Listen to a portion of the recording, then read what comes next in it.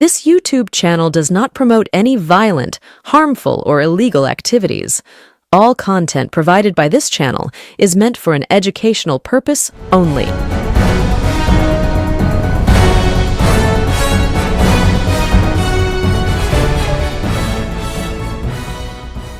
নমস্কার, আমি প্রতিবেদক সায়ন্তন চক্রবর্তী। আপনারা দেখছেন বঙ্গচক্র ইউটিউব চ্যানেল। এই মুহূর্তে, যেই মুহূর্তে দাঁড়িয়ে খবর করছি, সেই মুহূর্তে সব থেকে বড় খবর, ইতিমধ্যে বাংলার রাজনীতিতে হঠাৎ করে সিপিএম একদিনের জন্য সমস্ত মিডিয়ার নজর নিজেদের দিকে নিয়ে আসতে পেরেছে। কার জন্য? প্রতিকুর রহমানের জন্য। কে প্রতিকুর রহমান? প্রতিকুর রহমান সিপিএম এর ছাত্র রাজনীতি থেকে উঠে আসা একজন নেতা, যিনি গত লোকসভা ভোটে ডায়মন্ড হারবারে অভিষেক বন্দ্যোপাধ্যায়ের বিরুদ্ধে প্রতিদ্বন্দ্বিতা করেন, পরাজিত হয়েছিলেন প্রতিকুর রহমান। কিন্তু প্রতিকুর রহমান সিপিএম এর নতুন প্রজন্মদের মধ্যে অন্যতম একজন গুণী নেতা, শিক্ষিত, মার্জিত, ভদ্র ছেলে বললে যা বোঝায় রাজনীতির ময়দানে প্রতিকুর রহমান ঠিক তাই। সেই প্রতিকুর রহমান সিপিএম ছাড়তে চলেছে, এরকম একটি পোস্ট তৃণমূল কংগ্রেসের মুখপাত্র তথা সাংবাদিক কুণাল ঘোষ সবার আগে ফেসবুকে করেছিলেন এবং তিনি সেখানে জানিয়েছিলেন যে যদি এই ঘটনার সত্যতা না থাকে তাহলে আমি পোস্ট ডিলিট করব। কিন্তু পরবর্তী ক্ষেত্রে আমরা দেখতে পেলাম যে প্রতিকুর রহমানের কাছে একাধিক সংবাদ মাধ্যমের পক্ষ থেকে ফোন যায়, যদিও সেখানে প্রতিকুর রহমান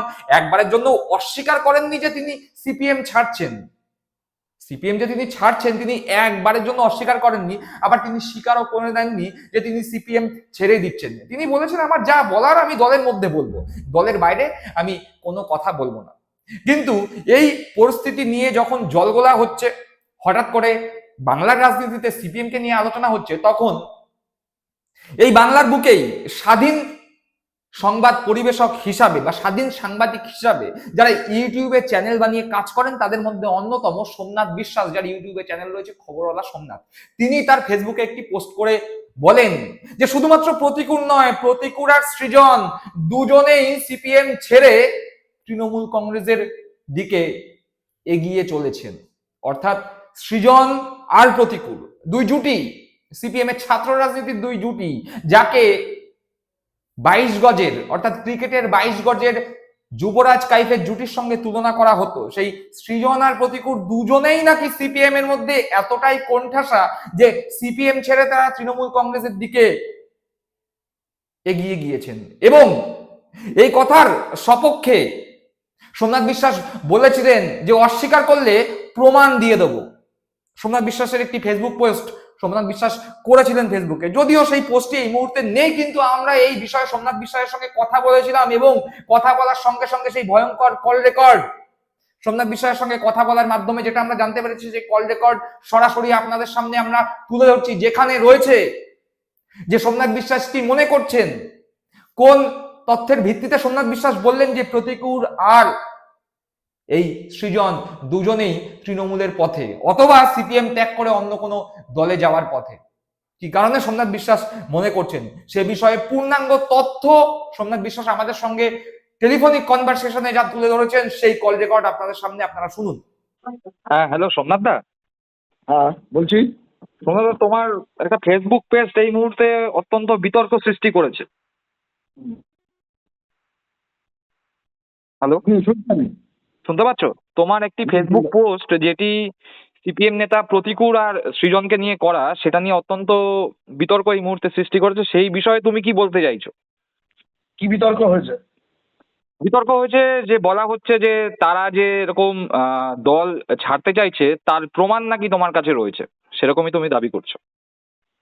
আমার কাছে কি প্রমাণ আছে না আছে তার থেকে বড় কথা সায়ন্তন আমি বলে রাখি, সবচেয়ে প্রমাণ হলো প্রতিকুর রহমান গত 2 মাস ধরে সিপিএম এর তার যে সমস্যা হচ্ছে, পার্টির অভ্যন্তরে সমস্যা হতেই পারে, সেই সমস্যার কথা সে গত 2 মাস ধরে বিভিন্ন ভাবে বিভিন্ন মাধ্যমে পার্টিকে জানিয়ে আসছে। আমি একদম দায়িত্ব নিয়ে বলছি। আচ্ছা, পার্টির নেতৃত্বকে জানিয়ে আসছে। মোহাম্মদ সেলিমরা গুরুত্ব দেয়নি। প্রতিকুর রহমানের মতো একটি নিপাট ভদ্র ছেলে, ওকে আমি অনেক দিন থেকে চিনি, ও যখন এসএফআই এর রাজ্য সভাপতি ছিল, অত্যন্ত নিপাট একটি ভদ্র ছেলে, লেখাপড়া জানা ছেলে, ফকিরচাঁদ কলেজের স্টুডেন্ট ছিল, পরে আইনটাও পাস করে। তুমি ডায়মন্ড হারবার চত্বরে গেলে তুমি দেখতে পাবে প্রতিকুরের নামে, সে সিপিএম পার্টি করতে পারে, যে পার্টি করতে পারে, তুমি প্রতিকুরের নামে কোনো বাজে কথা ওর বিরোধী দলের লোকেরাও বলে না।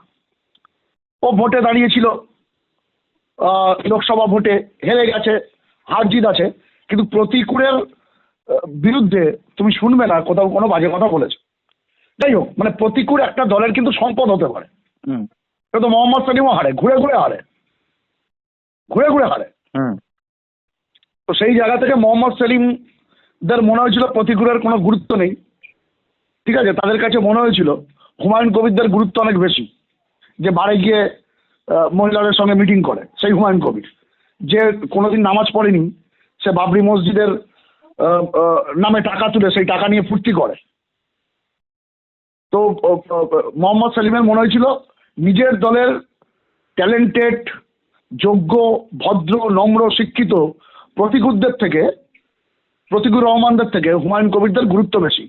খুব স্বাভাবিকভাবে প্রতিকূল একটা অভিমান ছিল, সে যখন দলের মধ্যে একটা অস্বস্তিকর পরিস্থিতি তৈরি হয়েছিল, গুরুত্ব হারাচ্ছিল, সে প্রথমে জানানোর চেষ্টা করেছে, সে যেহেতু পার্টি মেম্বার ছিল, সিপিএম এর পার্টি মেম্বার পাওয়া তো সহজ নয়।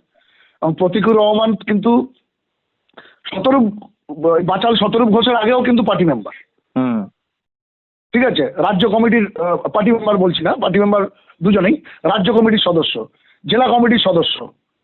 সেই জায়গা থেকে, এবং প্রতিকূল সবাই জানে সিপিএম এখন শূন্য হয়ে গেলে কি হয়, প্রতিকূল এবং সৃজনের যে কম্বিনেশনটা অদ্ভুত কম্বিনেশন, ছাত্র যুবদের মধ্যে তাদের গ্রহণযোগ্যতা আছে। সৃজন অত্যন্ত ভালো ছেলে, সৃজনও হেরেছে যাদবপুর থেকে, কিন্তু অত্যন্ত ভালো ছেলে, শিক্ষিত ছেলে, মার্জিত ছেলে, ঠিক আছে। এই মোহাম্মদ সেলিমদের মতো, শতরূপ ঘোষদের মতো ফেরতবাজ নয়। তো সেই জায়গা থেকে অনেক দিন ধরেই দলের মধ্যে কোণঠাসা হয়ে পড়ছিল প্রতিকূল রহমান, এটা অনেকেই জানে। গতকাল সে যে পার্টির সমস্ত পদ ছাড়ছি, পদত্যাগ করছি বলে যে চিঠিটা দিয়েছিল, সেটা বাইরে বেরিয়ে এসছে বলে এটা নিয়ে হইচই হচ্ছে। কিন্তু এই ঘটনা কিন্তু অনেক দিন। তুমি চিন্তা করো, তোমার একটা জায়গায় যদি কোনো ইনফেকশন হয়, সেটা কিন্তু একদিনে হয় না। হুম ইনফেকশন হওয়ার পর ক্যান্সার হয়ে গেলে সবাই বুঝতে পারে যে ক্যান্সার হয়ে গেল, কিন্তু ক্যান্সারটা একদিনে হয় না, দীর্ঘদিন ধরে হচ্ছিল। সেই ক্যান্সারের নিরাময় করেনি সিপিএম বাই মোহাম্মদ সেলিমরা, ঠিক আছে। তো এখন এক্সট্রিম পর্যায়ে চলে গেছে। সেই জায়গা থেকে আমি তোমাদের বলছি, প্রতিকূল এবং প্রতিকূলের মতো ছেলেকে, শুধু তৃণমূল কংগ্রেস কেন, যে কোনো দল, যে কোনো দল, প্রতিকূল রহমানের মতো শিক্ষিত, মার্জিত, যোগ্য ছেলেদের, ওর কথাবার্তা অত্যন্ত ভালো, পলিটিক্যাল নলেজ আছে, ছেলেদের কে নিজের দলে সম্পদ করতে পারে। তখন প্রতিকূলের অভিমান হয়েছে প্রতিকূলের সঙ্গে। এবার সিপিএম মরার সময় রাম নাম বলে একটা কথা আছে, জানো তো, হুম হুম হুম সিপিএম নেতৃত্ব যোগাযোগ করার চেষ্টা করছে, প্রতিকূল আর কারোর সাথে যোগাযোগ করছে না বলে আমি যতটুকু খবর পেয়েছি। আর যেখানে দল বদলের কথা, সেখানে আমরা এখানে আমাদের পশ্চিমবঙ্গের ইতিহাসে দল বদল কোনো নতুন নয়। প্রতিকূল যদি অন্য কোনো দলে যায়, সেটা তৃণমূল কংগ্রেস হতে পারে, অন্য কোনো দলে যেতে পারে, সে যেতেই পারে। আর সবচেয়ে বড় কথা, আমার পোস্ট নিয়ে বিতর্ক কি আছে? আমার পোস্ট নিয়ে বিতর্কের তো কিছু নেই, প্রতিকূল তো সিপিএমকে ছেড়ে দিয়েছে। হুম এবার প্রতিকূলের মতো একটা অল্প বয়সী, ইয়ং, এনার্জেটিক, শিক্ষিত ছেলে, তাকে যদি অন্য কোনো দল নেয়, এটার মধ্যে বিতর্ক কি আছে? তার সঙ্গে অন্য কোনো দল যদি যোগাযোগ করে, তাকে বা তার তরফ থেকে যদি অন্য কোনো দলের সঙ্গে যোগাযোগ করা হয়, তাতে অসুবিধা কি আছে? তাহলে কি তৃণমূলের থেকে প্রতিকূলের সঙ্গে যোগাযোগের একটা চেষ্টা হচ্ছে? তোমার কথা থেকে কি সেরকম কনক্লুশন আমরা আসতে পারি? দেখো, আমি তোমাকে একটা কথা বলছি, তৃণমূল কংগ্রেস এই মুহূর্তে পশ্চিমবঙ্গের বুকে একটা বিরাট ফোর্স, সেটা যারা তৃণমূলের সমালোচক তারাও জানে। তৃণমূল কংগ্রেসকে পরাস্ত করা অত সহজ নয়।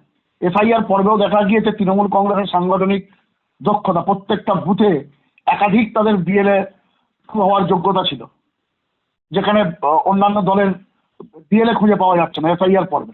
ফলে সাংগঠনিকভাবে যে দলের নেত্রী মমতা বন্দ্যোপাধ্যায়, যে দলের সেনাপতি অভিষেক বন্দ্যোপাধ্যায়, সেই দল নতুন করে কাউকে প্রপোজ করতে নাও পারে।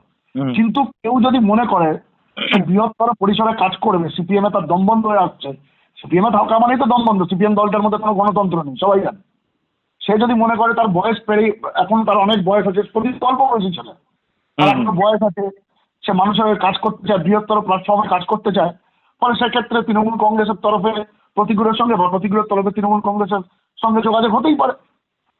ফলে অসুবিধা কি? যারা ভালো ছেলে যদি রাজনীতি করতে চায়, যে কোনো প্ল্যাটফর্মে দাঁড়িয়ে, ব্যক্তিগতভাবে তো মানুষের কাজ, বৃহত্তর মানুষের কাজ করা যায় না। কোনো একটা রাজনৈতিক দল বা এরকম মঞ্চ থেকেই তো বৃহত্তর মানুষের কাজ করতে হয়। প্রতিকূল সেটা সিপিএম থেকে পাচ্ছে না।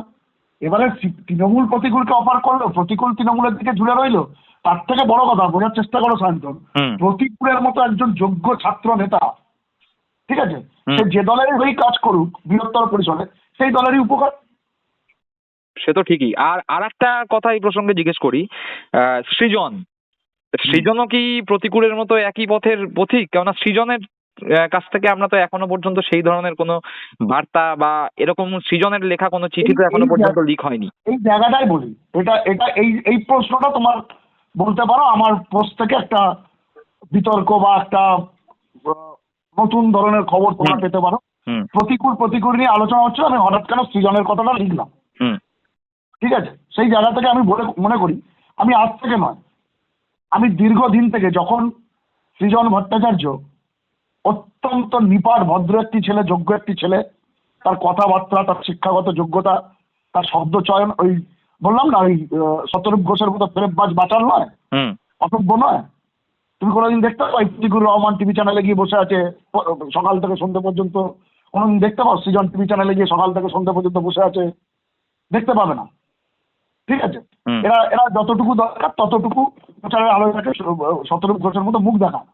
এইবার তুমি বলতে পারো প্রতিকূলকে নিয়ে আলোচনার মাঝখানে আমি হঠাৎ সৃজনকে আনলাম কেন? এই পয়েন্টটা অত্যন্ত গুরুত্বপূর্ণ, আমি এক্ষেত্রে বলে রাখি। সেটা হলো, আমি সৃজন প্রতিকূলকে আজকের থেকে চিনি না, দীর্ঘদিন থেকে চিনি। যখন ওদের একটা অদ্ভুত কম্বিনেশন ছিল, অদ্ভুত মানে দারুণ একটা কম্বিনেশন ছিল। এসএফআই এর একজন রাজ্য সভাপতি, তার নাম প্রতিকূল রহমান, এবং একজন রাজ্য সম্পাদক যার নাম সৃজন ভট্টাচার্য। এবং এসএফআই এর রাজ্য সম্পাদক বা সর্বভারতীয় সম্পাদকের একটা ভ্যালু আছে, আজকের দিনেও ভ্যালু আছে। এবং হুম। প্রতিকূল আর ওই সৃজনের মধ্যে যে কম্বিনেশনটা ছিল, যে কম্বিনেশনটা, ওটা হলো, আমি একটু মজা করেই বলছি, ওটা হলো উত্তম সুচিত্রার কম্বিনেশন। হুম ওটা হলো মোহাম্মদ কাইব আর জীবরাজ সিং এর কম্বিনেশন, ঠিক আছে। হুম মানে হাঁ করলেই, দুজনে হাঁ করলে দুজনের মধ্যে এত সুন্দর একটা পরিচয় ছিল। এবং সিপিএম এর এই রক্তক্ষরণ দশাতেও কিন্তু এসএফআইটাকে এরা উজ্জীবিত করে রেখেছিল, এই সৃজন আর প্রতিকূল। দুজনেই লোকসভা নির্বাচনে প্রার্থী হয়েছিল, তাদের যোগ্যতা অনুসারে হেরে গিয়েছে, ঠিক আছে। হেরে গিয়েছে তাদের সিম্বলের জন্য, দলের জন্য, কিন্তু হেরে গিয়েছে মানে তাদের যোগ্যতাকে তুমি অস্বীকার করতে পারো না। এবং আমি বিশ্বাস করি, আমি এদের দুজনকে যতদূর চিনি, এবং এরা দুজনেও আমাকে খুব ভালো করে চেনেন। এদের দুজনের সঙ্গে আমার একাধিক ইন্টারভিউ আছে, তোমরা দেখতে পাবে, একাধিক ফোন আলাপ আছে, তোমরা দেখতে পাবে। সেই জায়গা থেকে আমি বিশ্বাস করি প্রতিকূল এমন একটা ডিসিশন, এবং এটা দীর্ঘদিন ধরে চলছিল, অন্তত মাস দুই তিনেক তো হবে, এই ক্যান্সারটার জন্ম হচ্ছিল হুম দলের মধ্যে। সেখানে সৃজন কিছু জানে না, সেটা হতেই পারে না। কারণ প্রতিকূল নিজে একবার আমাকে বলেছিল, সৃজন যতদিন কমিটিতে থাকবে, তখন তারা দুজনেই সিপিএম এ ছিল বা হুম হুম হুম হুম। এসএফআই করতো, ততদিন আমি কমিটিতে আছি। মানে সৃজনের প্রতি প্রতিকূল অত্যন্ত লয়াল। সৃজনের থেকে প্রতিকূলের বয়স একটু বেশি, কিন্তু ও সৃজনকে নিজের নেতা হিসাবে মনে করতো, নিজের সহকর্মী হিসাবে মনে করতো, ঠিক আছে। আচ্ছা। ফলে সেই কম্বিনেশন থেকে সৃজন কিছু জানে না, প্রতিকূলের এত ঘটনাটা হতেও পারে না, হতে পারে না। এবং আমার যা ধারণা, সৃজনের সঙ্গে অবশ্যই প্রতিকূল এমন একটা চরম ডিসিশন নেওয়ার আগে পরামর্শ করেছে। সেখানে অবশ্যই ওদের দুজনের যা কম্বিনেশন, সেখানে অবশ্যই সৃজনের ছায়া আছে। আর সৃজনের ছায়া আছে আমার মানে ধরে নিতে হবে সৃজনও হয়তো ভীতশ্রদ্ধ। আজকে প্রতিকূল পার্টি মেম্বারশিপ ছেড়েছে, আগামীকাল যদি সৃজন ছাড়ে কেউ অবাক হওয়ার কিছু নেই, এটুকু বলে দিলাম। কারণ সৃজন আর প্রতিকূলের মধ্যে, আমি দায়িত্ব নিয়ে বলছি, সৃজন আর প্রতিকূলের মধ্যে একটা অদ্ভুত কম্বিনেশন আছে। যে কম্বিনেশন বাংলা সিনেমার উত্তম সুচিত্রার মধ্যে ছিল অভিনয়ের ক্ষেত্রে, যে কম্বিনেশন ক্রিকেটের 22 গজে মোহাম্মদ কাইফ আর যুবরাজ সিং এর মধ্যে অ্যাডজাস্টমেন্টে, রানিং বিটুইন দ্য উইকেট অ্যাডজাস্টমেন্টের মধ্যে ছিল, সেই রকমই বলছি। এই কম্বিনেশনটা অত্যন্ত একটা ভালো কম্বিনেশন ছিল। ফলে দুজনে যা করবে, এখনো পর্যন্ত ওদের রাজনৈতিক কেরিয়ার আজকের দিন পর্যন্ত যা করবে, দুজনের পথটা একই হবে বলেই আমি মনে করি। আচ্ছা, অনেক ধন্যবাদ সম্যকদা পুরো বিষয়টা খোলসা করার জন্য। আশা করি এরপরে যা বিতর্ক হচ্ছে সেই বিতর্কের সমাধান তোমার এই ভিডিও সামনে আসার পরে আমি আমি হয়ে যাবে। আমি আমি একটু তোমাকে টাচ করে দিই তোমার দর্শকদের জন্য। হুম বিতর্ক কেন হচ্ছে আমি জানি না। এর আগেও আমি বহু খবর করেছি, বহু সংবাদ করেছি, সেটা নিয়ে বহু বিতর্ক হয়েছে। এবং যখন দেখা গেল বাস্তবে সেটাই, তখন কিন্তু সে ঠিক আছে। হুম এর আগে আমি অনেক এক্সক্লুসিভ অনেক ব্রেকিং নিউজ করেছি, তোমরাও জানো, হুম হুম ঠিক আছে? সেগুলো নিয়ে প্রথম প্রথম অনেকে নাক ছিটকেছিল, এটা হতেই পারে না, ওটা হতেই পারে না। এই হুমায়ুন কবিরের মুখোশটা আমি খুলেছিলাম সর্বপ্রথম ফোন করে, অনেক দিন আগে, অন্তত গত বছর লোকসভা নির্বাচনের পরে পরে 8-9 মাস আগে তো হবেই, 2025 সালে মে জুন মাসে হুমায়ুন কবির মুখোশটা প্রথম আমি খুলেছিলাম। আমার সেই পুরোনো রেকর্ড ছাড়াও, পুরোনো ভিডিও ছাড়াও দেখতে পাবে। তখন অনেকের মনে হয়েছিল না হুমায়ুন কবির কোনোদিন এইসব করতে পারে না। এই নওশাদ সিদ্দিকীর মুখোশ আমি প্রথম খুলেছিলাম। তখন আমার অনেকের মনে হয়েছিল না নওশাদ সিদ্দিকী মুসলিমদের মসিহা, মুসলিমদের মসিহা। আমি প্রথম বলেছিলাম বাবরি মসজিদ হবে না, ওই জায়গায় গরু চড়বে ওই বাউন্ডারির মধ্যে। তখন অনেকের বিশ্বাস হয়নি। আজকে হুমায়ুন কবির তো বলছে আমার কাছে টাকা নেই, 80 কোটি টাকা খরচা, আমার কাছে 10 কোটি টাকা হয়েছে, তার মানে আমার মসজিদ করতে পারবে না, পরিষ্কার বলে দিচ্ছে তো। হুম এই কথাটা আমি তো অনেকদিন আগে বলেছিলাম। তাহলে এরকম অনেক খবর। আমি রাজন্যা সম্পর্কে যখন বলেছিলাম তখন ওর ওর হাজব্যান্ড প্রান্তিক চক্রবর্তী যখন আমাকে লিগাল নোটিশ পাঠিয়েছিল রাজন্যা সম্পর্কে বলেছিলাম, তখন কেউ বিশ্বাস করেনি। পরবর্তীকালে প্রমাণ হলো তো আমি যেটা বলেছিলাম ঠিক বলেছিলাম, পরবর্তীকালে প্রমাণ হয়েছে তো। রাইট। শুভেন্দু অধিকারী অনিমেষ গিরির থেকে টাকা নিয়ে প্রথম কে বলেছিল? অনিন্দ বলেছিল, আমি বলেছিলাম। তখন অনেকে বলেছে না এটা হতেই পারে না, পরবর্তীকালে প্রমাণ হয়েছে। আমি সেই জন্যই বলছি, প্রথমে সেটাকে বিতর্ক বলে মনে হবে, দুদিন পরে সেটা যখন বাস্তবের মাটিতে আহ, কি বলবো বাস্তবায়িত হবে, তখন দেখতে পাবে এই সব বিতর্কে জল পড়ে গেছে এবং খবরওয়ালা সোমনাথ যেটা বলেছে সেটাই সঠিক। শুনলাম খবরওয়ালা সোমনাথ ইউটিউব চ্যানেলের সাংবাদিক সোমনাথ বিশ্বাস ঠিক কি জানালেন আমাদের। অবশ্যই সোমনাথ বিশ্বাস যেগুলো জানালেন সেই কথাগুলো ফেলে দেওয়ার মতো নয়। প্রতিকূল আর সৃজন দুজনেই ভদ্র, সভ্য, মার্জিত, অন্তত পক্ষে এই সিপিএম এর শতরূপ ঘোষ বা সেলিমদের থেকে অনেক বেশি এই মুহূর্তে নতুন প্রজন্মের কাছে গ্রহণযোগ্য। শিক্ষিত ছেলে, ভদ্র ছেলে, মার্জিত ছেলে, এরা ছ্যাবলামো করে না, বাচলামি করে না। সন্ধ্যাবেলার ওই কলতলার ঝগড়া যে সমস্ত টিভির চ্যানেলে হয় সেই ঝগড়ায় এদের দেখা যায় না, বরং এরা অনেক বেশি সচেতন সমাজ নিয়ে। এরা অনেক বেশি করে এই বাংলার, এই ভারতবর্ষের ধর্ম নিরপেক্ষ রাজনীতির পক্ষে। ফলে আগামী দিনে যদি এই দুজন নতুন প্রজন্মের সিপিএম নেতা তৃণমূল কংগ্রেসে আসে, তাহলে উভয় পক্ষই লাভবান হবে। তৃণমূল কংগ্রেসের মতো একটা বড় দল, শাসক দল, সেই দলে আসলে এরা বৃহত্তর প্ল্যাটফর্ম পাবে কাজ করবার। আবার তৃণমূল কংগ্রেসও এই ধরনের নতুন প্রজন্মের তরুণ তুর্কি ফ্রেশ মুখ নিয়ে কাজ করলে তৃণমূল কংগ্রেসও লাভবান হবে। এবার দেখার রাজনীতি সম্পূর্ণ সম্ভাবনার খেলা, সম্ভাবনার মাঠ।